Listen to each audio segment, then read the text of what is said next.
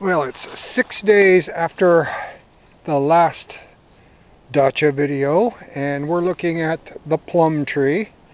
I'm going to start the trim prune on that, and again, any limbs that cross over get cut out. Anything that's going back towards the tree gets cut out. We're going to thin this out, let some light get in there, and I think, let's see if I can move the camera down. You see all around the base of the tree, that's, and over here too, I found out that's garlic that she has growing. So some of it's going to get trampled while I'm in there working, but there's also a lot of shoots right around the base of the tree. I'm going to cut all those out too, because they're sucking up energy that we want to have going into the fruit. So I'm going to start the trim job. I already took a before pick, and when I get finished I'll come back. Oh, you know what, on second thought, I'll let you see me do a little cutting. And you probably know what cutting looks like. I'm not going to get in there with any close-ups. I'll be back when I'm done, and we'll move on to the 2 cherry trees, and then it's time to start the fire pit. Back in a few. Well, there we are. A little bit of a difference. Let's see if I can move this tripod around without giving you guys a case of the leans. But there it is. Took out all the stuff on top. It's all laying down here on the ground. Pieces here. Got all those shoots out of there. But there might still be a few crossovers, but everything's thinned out enough right now that for the time being, light can get into the inner stems of the tree, and we can have more energy producing fruit instead of energy producing wood. That'll work for now. I went ahead and did the cherry trees too. I pretty much just pruned the tips off. Anytime there was 3, most of the time I just cut off down close here. If there was 3 stems, I'd cut 1. I probably should cut this one off, but I'm going to leave it go for now because we can still harvest from the ground. Cut that stem off there. Took out a couple of crossovers. See if you can see, yeah, that one was crossing back in. I left the stub because it's got some growth on it. We might get some fruit off of that. These are cherry trees. And Arena freaked out when I took the saw to this one, because I took the whole top right out of that. As you can see, the stub there. But again, clip the tips on a lot of the lower branches. I left branches up high on if they could be reached from the ground and pulled down to harvest. We got these 2 going up. These 2 right here going up, they'll have to be cut probably in the fall or next spring, because you know, if we can't get to it from a ladder, or even preferably from the ground, because let's face it, I'm pushing 60 and not a spring chicken anymore, and we're not going to be in Ukraine that much, seeing as how we're hopefully going to be starting our own house in Maine this summer. This is another potential crossover situation right here, where this branch is actually trying to come over, but I clipped both of them short so that at least we'll get more growth in here and hopefully get some fruit. But we should have some cherry blossoms here pretty soon. But everything's cut. Trees are pruned. I'm not going to mess with the crab apples or that pear tree in the back there. That's it for the wood cutting for this session. Next step is put the fire out that I asked my wife not to light, so that I could dismantle the fire pit and build a new one. So yeah, so much for the speaking Runglish thing.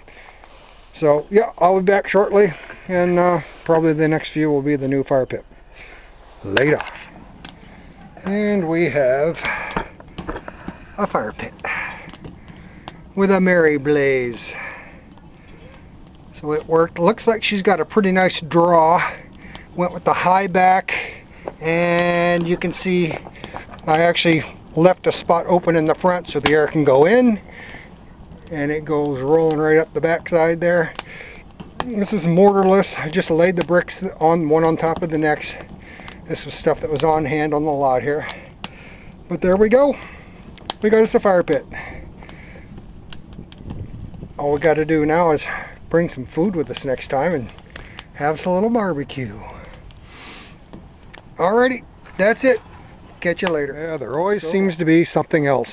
I wondered what these were earlier, and Arena tells me this right here is black currant, and there's 3 of them. One there, and one right over there.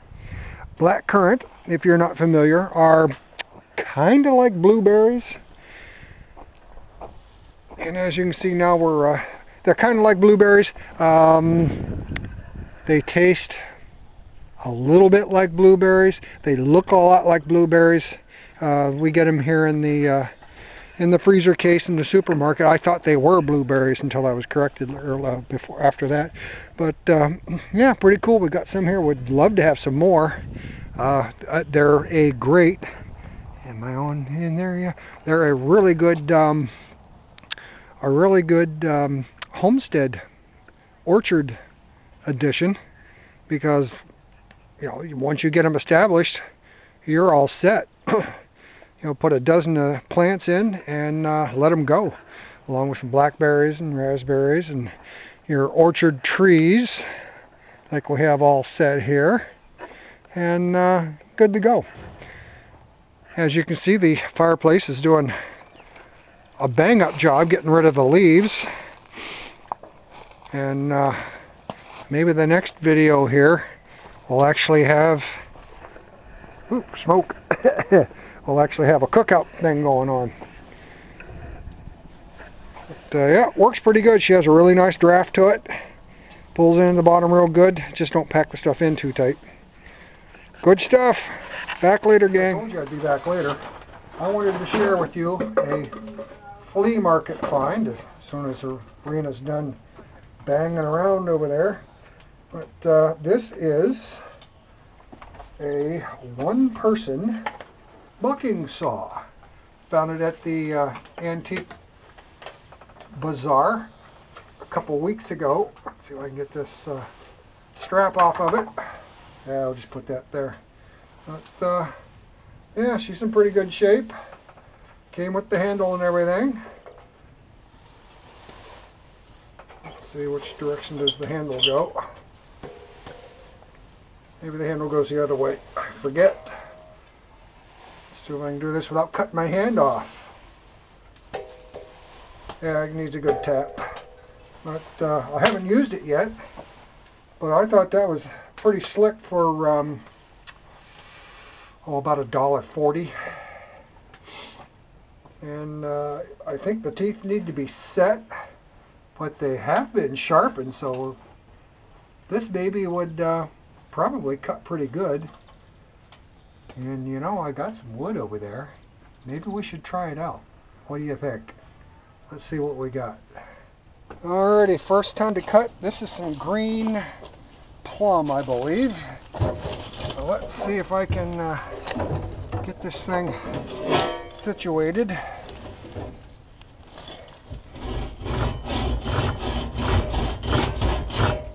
It's a push blade.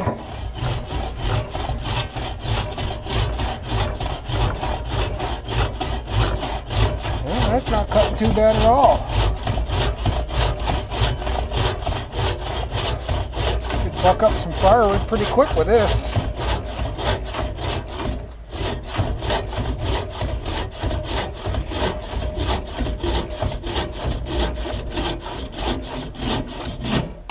Boom! How about that for $1.40 for an antique saw? Yeah, somebody's smoking me out here. The fire's just to your left. But yeah, not bad at all. Some bird crapped on the saw while I was getting the piece of wood. Well, anyway, there it is. Another saw that I picked up. This time, here we go. Picked this up at Lowe's last year. Folds up. It was in the garden section and with the pruning saws. I was looking for bow saw blades, and I saw this and You know, it locks closed, so it doesn't come open by accident. Push the button, and it locks open. Push the button, and close. But this is a pull saw. It cuts better on the pull stroke anyway. You know, not bad for about 20 bucks. You go online, you know, the bushcrafters, they're spending upwards of 30 bucks or so for a Baco Laplander, or you know, even more for a silky saw. And geez, just go to Lowe's, spend 20 bucks. Not a bad deal at all.